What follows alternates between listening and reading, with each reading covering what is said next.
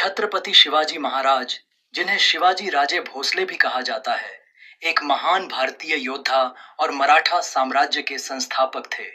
उनका जन्म 19 फरवरी 1630 को शिवनेरी किले में हुआ था।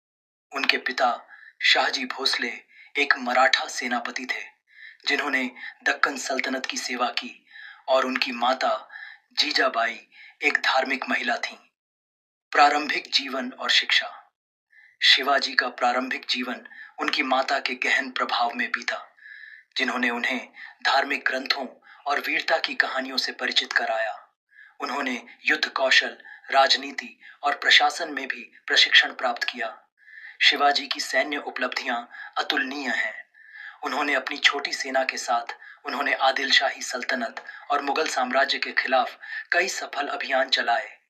उन्होंने गुरिल्ला युद्ध की रणनीति का उपयोग किया, और जो उन्हें दुर्गम इलाकों में लड़ने में सक्षम बनाती थी। 1674 में शिवाजी ने रायगढ़ में एक स्वतंत्र मराठा राज्य की स्थापना की।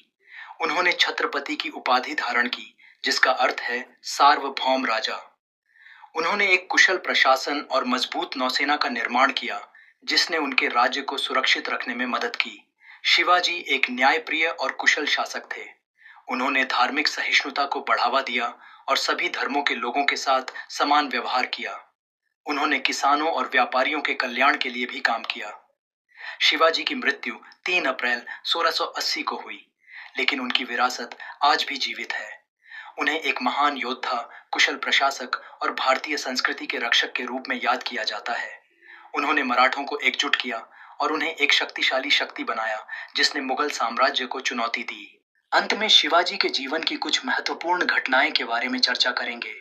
1645 तोरणा किले पर कब्जा, 1694 अफजल खान की हत्या, 1663 शाहिस्ते खान पर हमला, 1664 सूरत पर हमला, 1674 रायगढ़ में राज्याभिषेक, मराठा साम्राज्य की स्थापना, गुरिल्ला युद्ध की रणनीति का विकास, एक मजबूत नौसेना का निर्माण, धार्मिक सहिष्णुता को बढ़ावा देना, कुशल प्रशासन की स्थापना।